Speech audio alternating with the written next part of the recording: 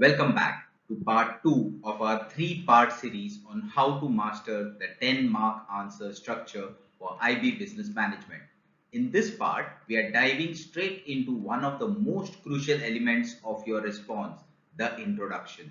They say first impressions matter, and that couldn't be more true here.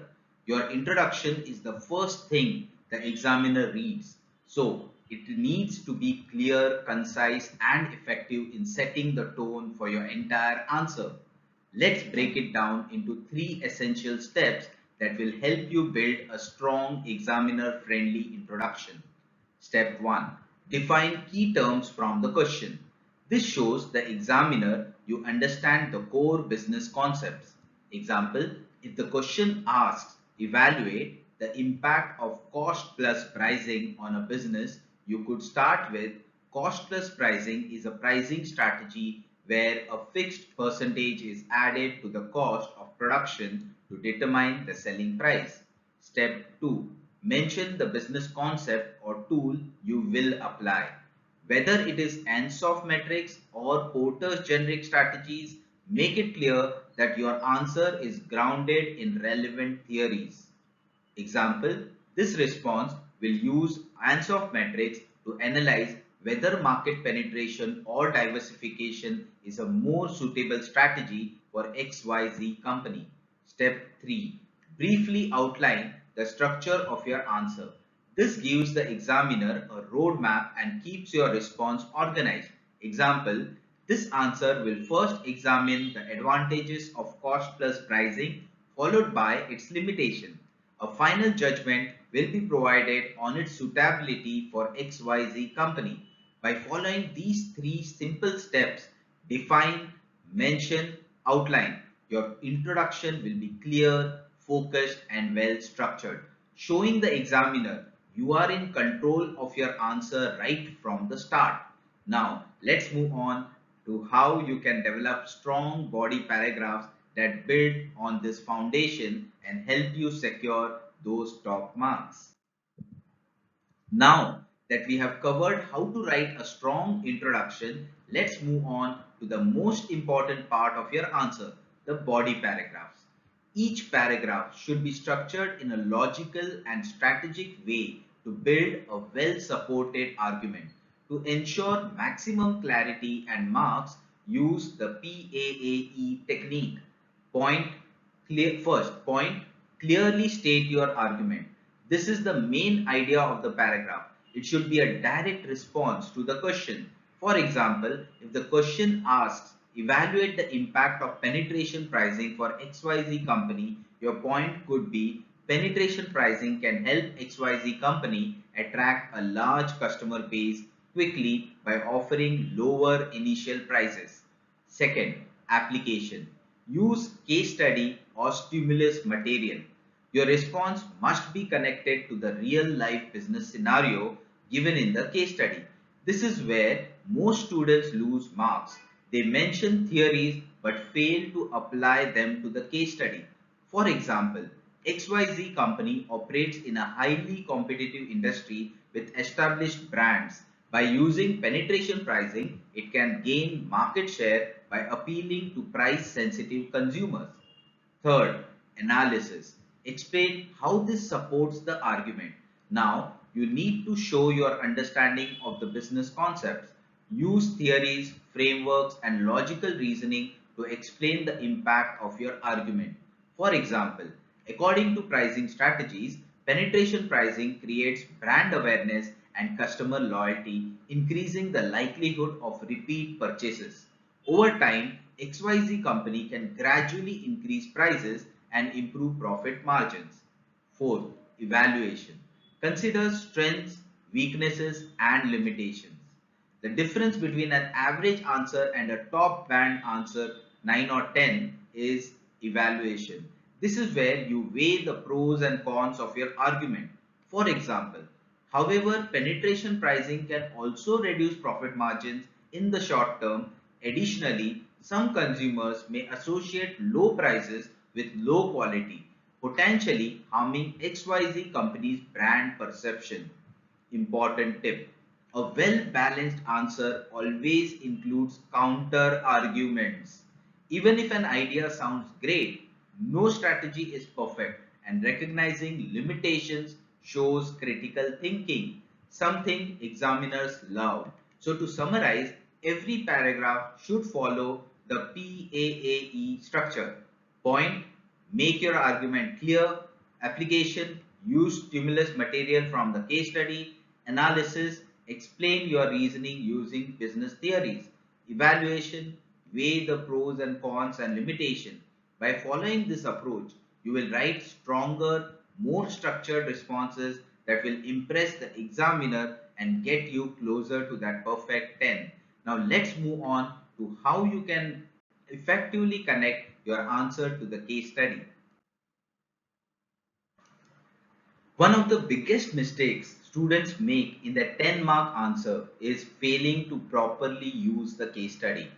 Many students just mention the business name without actually linking their arguments to the given scenario. This leads to lower marks, even if the theoretical explanation is good. So, how can you make sure your response is strongly connected to the case study? Let's go step by step. First, use relevant information from the stimulus material. The IB exam provides valuable details about the business, its market, financial situation, and challenges. Your job is to extract and apply this information. For example, if the case study mentions that the business is a new startup, your answer should focus on issues like funding, challenges, market entry strategies, or brand awareness. Second, go beyond just naming the business. Analyze its situation. Simply saying XYZ company should use cost plus pricing is not enough. You need to analyze why that pricing strategy is relevant based on the business's financial situation, competition, or industry. For example, since XYZ company operates in a highly competitive market with strong brand loyalty among existing competitors, penetration pricing would help them attract price-sensitive customers and gain market share quickly. Third, ensure all points made are linked back to the case study. Every argument you make should connect to the specific details given in the stimulus. Ask yourself, does this point relate to the business's industry? Does it align with their financial position? Does it consider external factors like competition, economic conditions, or technological changes? Important tip. The best answers integrate stimulus material naturally. Instead of forcing connections at the end, view them into your explanation throughout your response. For example, if a case study is about a family owned bakery looking to expand, you might say, as a small family run business, XYZ Bakery may struggle with economies of scale, making cost plus pricing a suitable strategy to cover expenses and ensure consistent profits. By deeply analyzing the business situation instead of just name dropping the company, your answer will stand out and score higher marks. Now that we have covered how to apply the case study, let's talk about one of the most important elements of a high scoring 10-mark answer, developing a balanced argument. For evaluative questions, where you are asked to discuss, evaluate, or assess, you must consider both sides of the argument before reaching a conclusion. This is what makes your answer well-rounded and critical, which is exactly what examiners are looking for. Let's break it down into three key steps. Provide both sides of the argument. If the question asks, evaluate whether XYZ company should expand internationally, don't just discuss the benefits of expansion. Also consider the challenges and risks involved. A one-sided answer will limit your marks because IB expects you to think critically about business decisions. Second, use counter arguments and weigh different perspectives. The best responses acknowledge opposing viewpoints and assess their significance. Example, expanding internationally would allow XYZ company to access a larger customer base, increasing revenue. However, entering a foreign market comes with risks such as cultural differences, legal regulations, and high initial costs. By discussing both perspectives, you show critical thinking and a deeper understanding of the topic. Third, justify why one viewpoint is stronger than the other. The key to scoring 9 or 10 marks is making a well supported judgment. Your conclusion should explain which argument carries more weight and why. Example, although international expansion has risks, the long term benefits of market growth and increased brand recognition outweigh the challenges. XYZ company can mitigate risks by conducting thorough market research and forming strategic partnerships. Important tip, a high level evaluation doesn't just list pros and cons, it compares them and explains why one is more significant. Examiners love this approach. To sum up, always consider both sides of the argument. Use counter arguments to show depth in your answer. Justify your judgment based on evidence and reasoning. By following this method, you will write a well balanced analytical response that will impress examiners and help you secure top band marks. Now, let's move on to how to craft a powerful conclusion that ties everything together. We have covered how to structure your answer, develop arguments, and apply case study material. Now, let's talk about how to write a strong conclusion, the final piece that ties everything together. A well written conclusion does more than just repeat key points, it summarizes, evaluates, and makes a final judgment. Based on the analysis you have provided, here's how to do it effectively. First, summarize key points concisely. Your conclusion should briefly restate your main arguments without repeating everything in detail. Example, this response has evaluated the advantages and challenges of penetration pricing for XYZ company. While it can increase market share quickly, it may also lead to short-term profit losses. Second, make a judgment based on evidence and analysis. Don't just list both sides. Decide which argument is stronger and justify why. Example, overall penetration pricing would be beneficial for XYZ company due to its potential for long-term customer loyalty and competitive advantage. Third, discuss limitations of the case study. The best conclusions acknowledge the limitations of the given information. Examiners love this because it shows critical thinking. Example, however, this recommendation is based on the assumption that competitors will not react aggressively. The case study does not provide detailed financial data, so further analysis is needed before making a final decision. Fourth, answer the question fully with a strong final statement.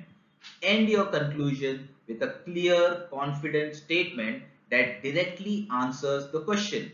Example, therefore, penetration pricing is the most suitable strategy for XYZ company's expansion, provided that it carefully monitors financial sustainability and competitive responses. Important tip, a strong conclusion doesn't just summarize, it provides clarity, evaluation, and a final decision. To recap, summarize key arguments concisely, make a final judgment and justify it, acknowledge limitations in the case study, end with a confident and clear final statement. By following this approach, your answer will feel complete, well balanced, and high quality, helping you secure top band marks. That brings us to the final section that let's look at some key evaluation techniques that will help you stand out even more. And that wraps up part 2 of our 3-part series. I hope this video helped you better understand how to apply business concept and structure your arguments more effectively for those 10 mark IB business management questions.